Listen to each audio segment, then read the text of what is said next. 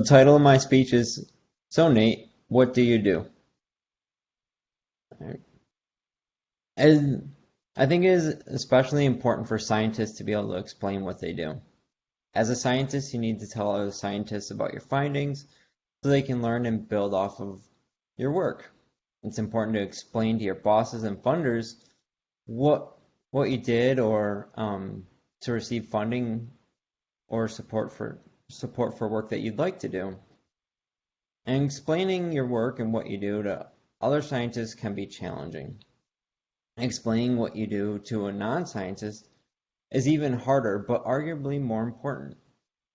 You want people to think what you do is interesting and valuable because, especially for me and some of us, we're government scientists and people that we're often talking to, our work is funded by their taxpayer money and hopefully they'll get their money's worth. Um, and I'm in awe of scientific communicators like Neil deGrasse Tyson, as they not only inform the public, but they also make people excited about the science and therefore more likely to support funding scientific research. You think of all the videos on the internet of the recent Mars rover and the helicopter that flew, and people were really excited about it, though there may be no immediate returns. I don't think any of us are going to Mars anytime soon. But however, unlike Dr. Tyson, I have a hard time explaining what I do, and sometimes to comedic effect. Once I was getting a haircut, and the hairdresser asked me what I did. I tried explaining her what I did by relating how weight standards are used to ensure that a bag of flour that you buy at the grocery store weighs the amount that it says on the bag, and that I work on standards for DNA sequencing.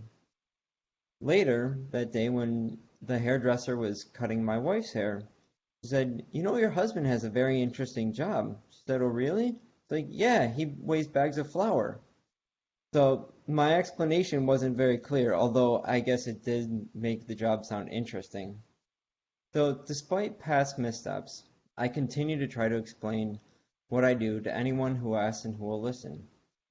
At this point, you're probably wondering, well, what does Nate do? I'm part of a team developing reference materials for use in validating whole human genome sequencing. And if you understood that, then you should probably join our team. And it's probably not the best description of what I do for most non-scientists. So, put it another way, to relate it to what you may do, when you go to a doctor and you get a genetic test, or you use an ancestry service like Ancestry DNA and 23andMe, they use genome sequencing to identify variants in your DNA. And these variants, they could be pathogenic and indicate that you have a disease, or specific to a common ancestry and help the company determine what your ancestry may be. And so what I do is we produce reference materials that help these companies evaluate their methods for identifying these variants so you can have more confidence in the genetic test results or the ancestry results. So you may also be wondering, well, what's a variant? Variants have been in the news a lot lately in that when you think about the SARS-CoV-2 virus and talking about the recent Delta variant and maybe a strain of the virus that's more transmissible and potentially more pathogenic and of concern. And all variants are changes in the genome sequence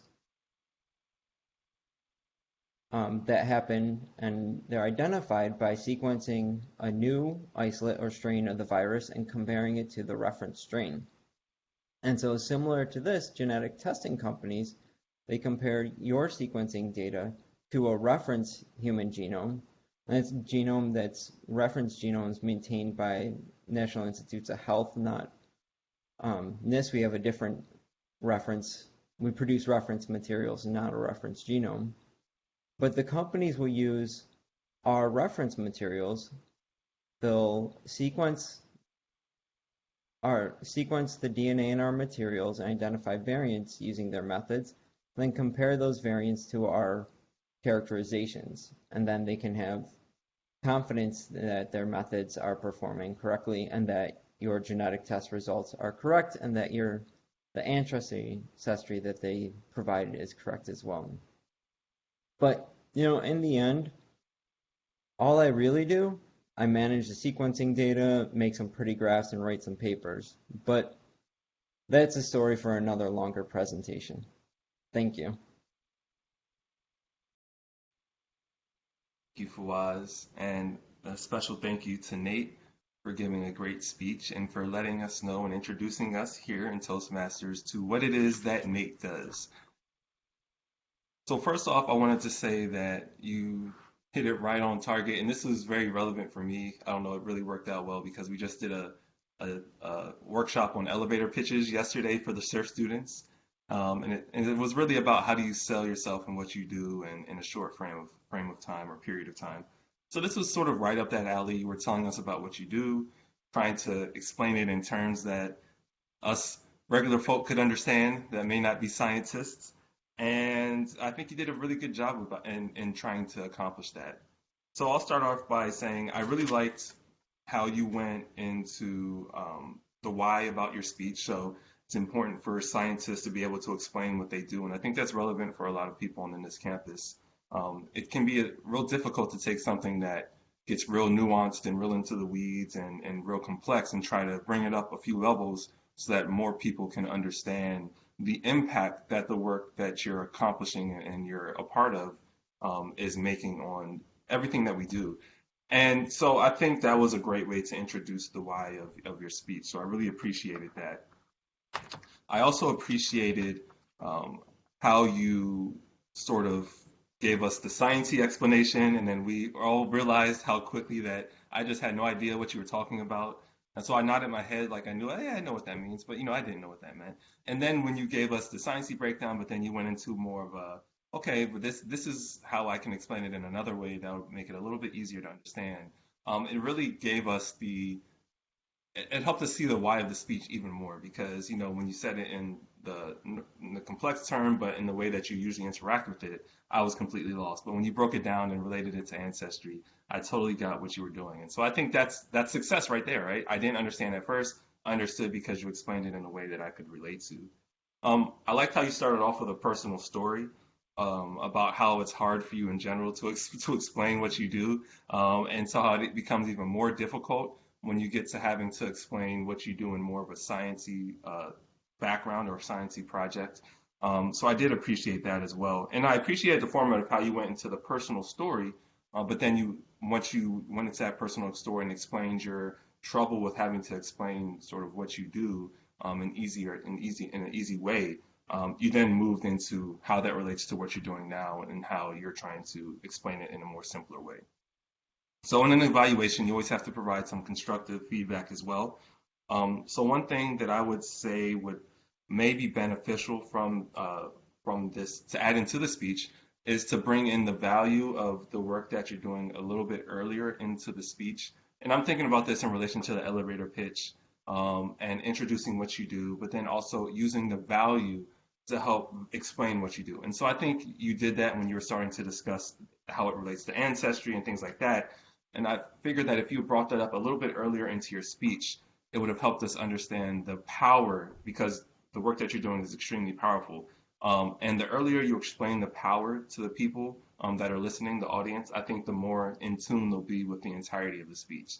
So that's one way I think you could benefit or improve your speech a little bit.